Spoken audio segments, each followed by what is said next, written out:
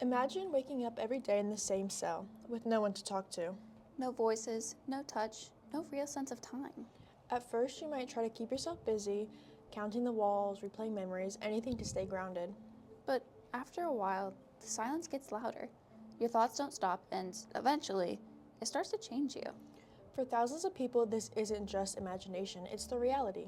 This is solitary confinement. Welcome to Trapped and Traumatized, Isolation, Impact, and Recovery. I'm Ariana Nogueras, and thank you for tuning in. And I'm Megan Kosh. Today, we'll explore how people end up in solitary, how it affects them mentally, and what can be done to help. So, what exactly is solitary confinement? Legally and practically, it's the practice of isolating someone in a cell for 22 to 24 hours a day with very limited human contact or environmental stimulation. Research by Bruce Western, Jessica T. Symes, and Kirsten Brander describe solitary confinement as an extreme form of incarceration characterized by severe social isolation and sensory deprivation. It's used in prisons for disciplinary reasons, for safety for either the person or others, or sometimes it's used as protective custody. Solitary Watch, a nonprofit journalism project that specializes in solitary confinement, stated that in practice, people can spend weeks, months, or even years with almost no social interaction.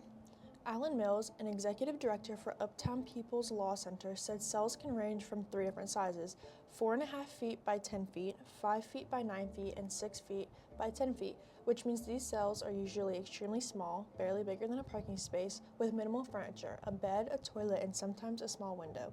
Meals and any outside time are tightly controlled and often limited to an hour or less. And while there are supposed to be legal safeguards, such as written notice, hearings, and periodic reviews, research by Myra Picone, Sonja E. Scenic, Jennifer M. Brown, and Daniel P. Mears in tracing changes in behavior across the extended solitary confinement process shows that although formal steps like placement hearings and review stages exist, their effects are inconsistent and do not reliably prevent extended periods of isolation. This means people can remain in isolation far longer than intended, often without meaningful oversight. So, in short, solitary confinement is extreme social isolation that's legally sanctioned but can vary widely in practice, and that variation is part of what makes it so psychologically damaging. Exactly. And that sets the stage for our conversation today.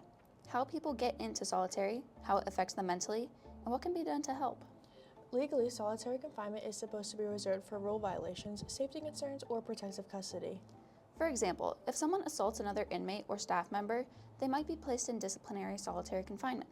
Protective custody could include people at risk from others, like sexual offense convictions, older inmates, or those with mental health challenges. Even then, solitary should involve notice, hearings, and periodic review, but in reality, many people spend months in isolation without proper oversight. And sometimes, placement in solitary is less about behavior and more about convenience or prison management, which raises questions about fairness and safety. To understand what solitary really feels like, we spoke with someone who has been there. Here's Mr. Darren Smith describing his experience firsthand. If I'm in general population, and it's different because there are people who are sentenced by the judge, and their sentence demands that they be in solitary confinement, like death row, things like that, right? Because of the nature of the charges. So most things I could talk about is being in general population and then ended up in solitary confinement. You know what I'm saying? Yeah. Being in a place like that. So it's so quick, I have to tell you about the two things that get you there. It's called a DC 141, and it's a write-up, basically. It's a citation and infraction that a CO said that an inmate did. Okay. So the craziest part about this is that the way it works is a CO can look down a tier and deem that you're doing something wrong. Does not have to call your name or nothing. Push a button, send a response team, get you taken off the block, and within his shift, before his shift ends, he needs to write the write-up of what happened. I'm already in solitary confinement. He's still on the block drinking coffee. You see what I'm saying? Mm-hmm. And that's how when you ask about programming, right?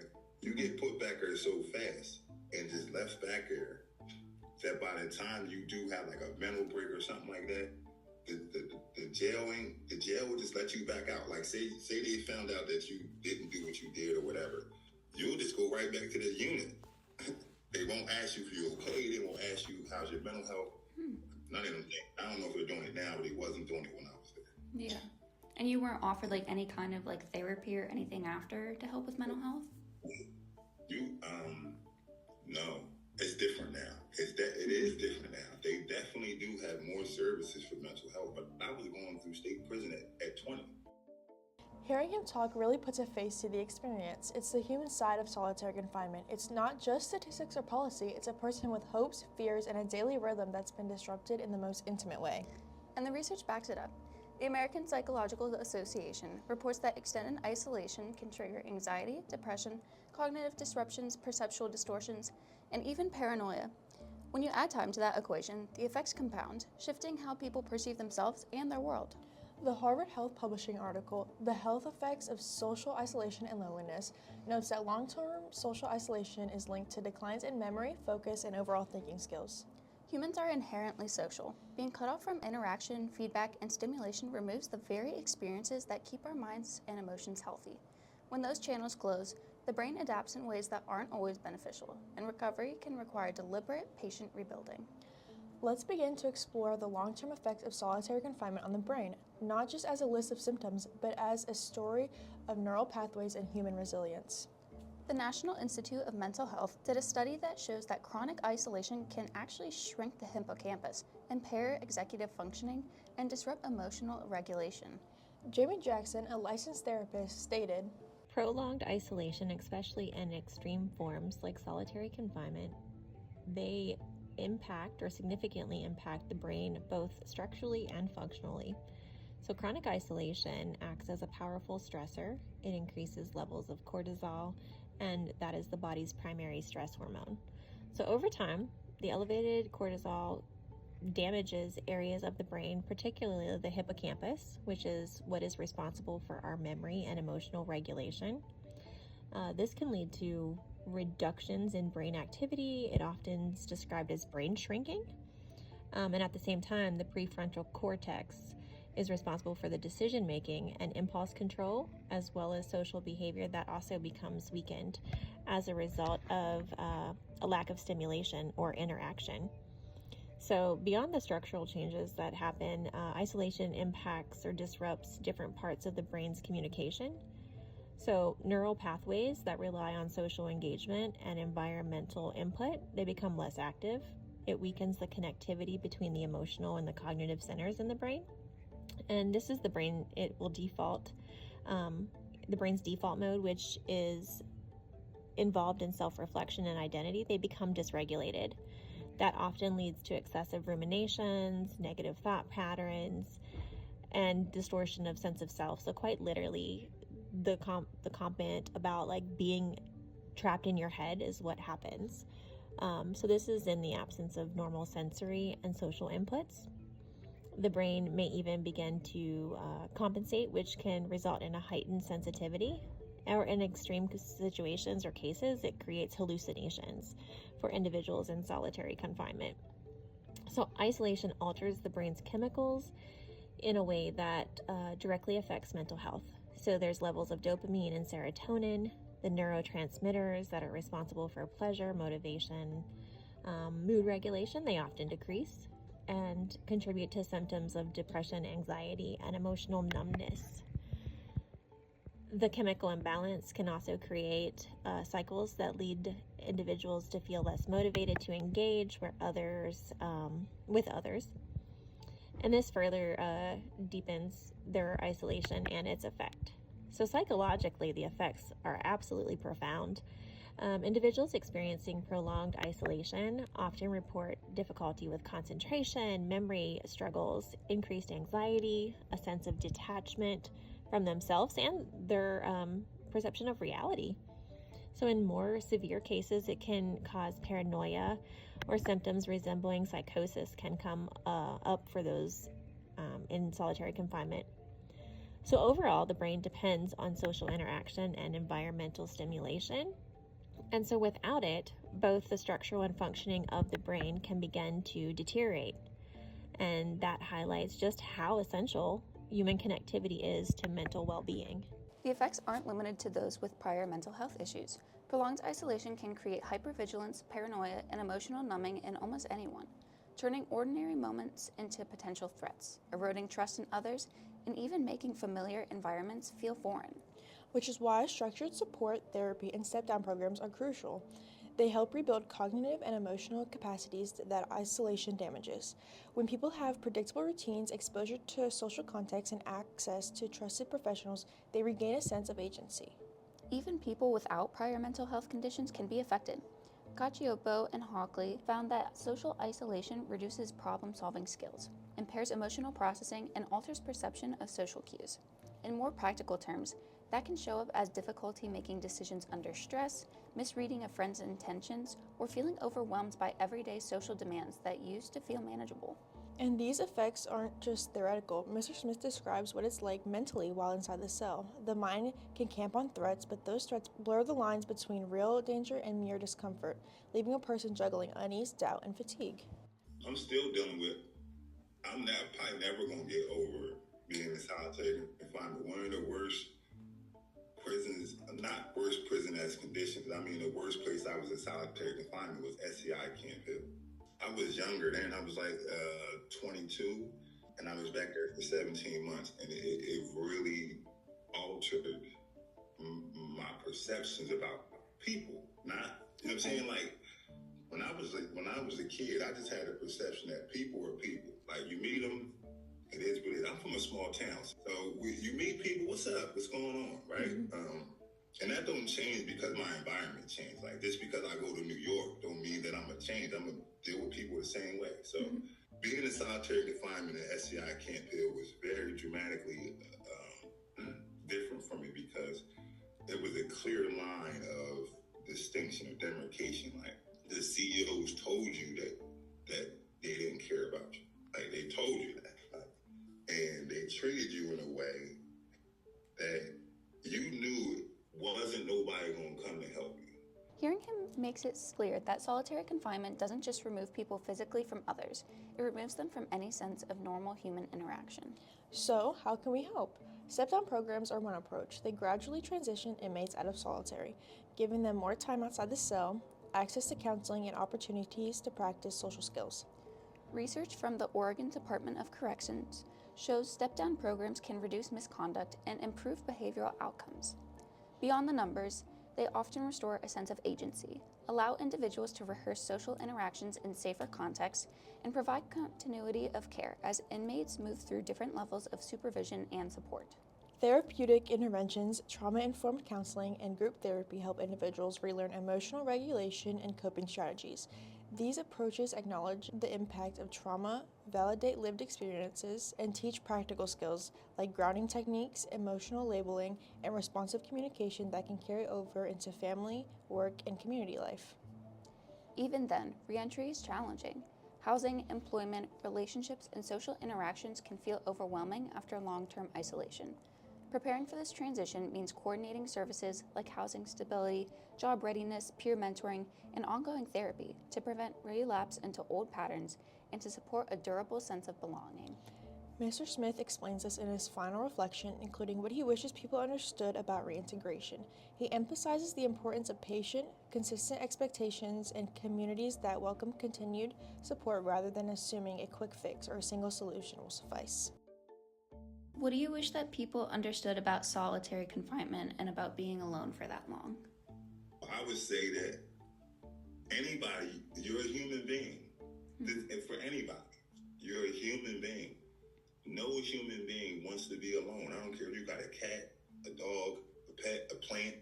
You communicate with somebody that makes you feel good. You're a human. So if people are saying that they're fine with somebody not having none of that, I mean stripped, all of that, that's a different kind of punishment. Like, you taking the humanity away from a person. I understand a person committed an act. I'm always going to, I'm going to stand up to what I did. I'm not sitting here trying to hide it. But in our society, we say we forgive and we forget and you can move on. People have done acts in our society and moved on to great accomplishments in our society too. It's not one or the other. Not in America, it's not, right? So to have a system where it is one and not the other, and it's a consistent one of we're stripping people down to not even being human. Let's say we got this guy in solitary confinement. He has no human contact for 10 years. Then his lawyer, beats his case, and he's released from prison. What are we going to do now with this guy? Mm-hmm. Who's going to be responsible for trying to help this guy? All of the service providers in the neighborhood, I guess, that say they help reentrants, they're going to be responsible for this guy who comes back after 10, 15 years of no human contact. The state is going to release him. That's what I'm saying about that. I want people, and another thing I want to say is, and this is an important part, anybody can be in solitary confinement. Anybody. We all are subject to Title 18. I mean, I'm just saying the officer's discretion of what you're doing, wherever you are. Anybody can be handcuffed. And what I mean by that is you can have an interaction with a law enforcement officer where he deems that, you know what I mean? You need to be detained. I don't know why. Think about what I'm ready to say. As a regular taxpayer, you can not like that and be upset. And he can deem you to be whatever. And if you get to the prison like that, and the transport is telling the jail that you upset, you kicking the door or whatever, I can guarantee you that you're going to go to solitary confinement. As a taxpayer, you're going to go in the cell next to me. I'm going to be back there for 8 months. I've been back there. But how you coming into jail, you'll be back there within 15 minutes. And your whole experience of the jail would be from that place.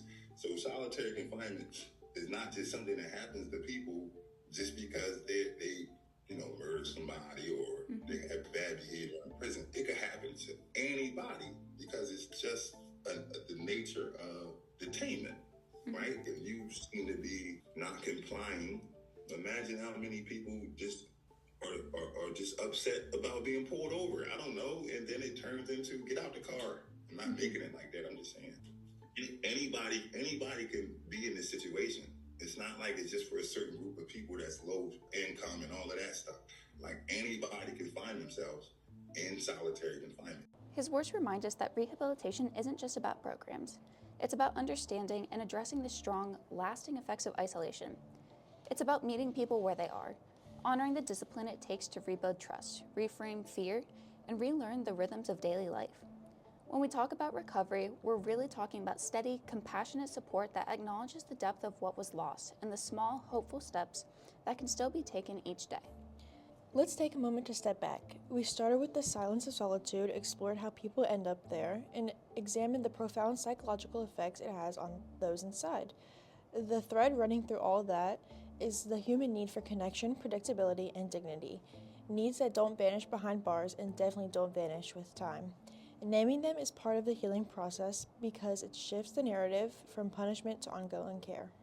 We also discuss rehabilitation and step-down programs, ways the system can help people recover. But even with these measures, reentry into society is challenging. Crowds, conversations, and even small social interactions can feel overwhelming after months or years of isolation. Harvard Health and the American Psychological Association confirms this. Long-term isolation is linked to anxiety, depression, cognitive challenges, and symptoms similar to PTSD. When the brain has learned to shield itself, re-exposure to pace, noise, and ambiguity can feel like a continual test of endurance. And these aren't just abstract effects. They are real obstacles to re-entering society successfully, finding work, rebuilding relationships, or even navigating everyday interactions. It's not just about barriers outside. There are also internal hurdles, self-doubt, hypervigilance, and the persistent residue of fear that can make even small steps feel like uphill climbs. If rehabilitation is a goal, we have to ask whether the system truly equips people to succeed after their sentence or whether the practices we use, like solitary confinement, make it harder than ever. That's why hearing from people who've lived through solitary is so powerful. It reminds us that this isn't just policy, it's human lives. When survivors share their voices, the science gains human context, and the conversation moves from abstract harm to tangible pathways for healing, belonging, and responsibility within communities.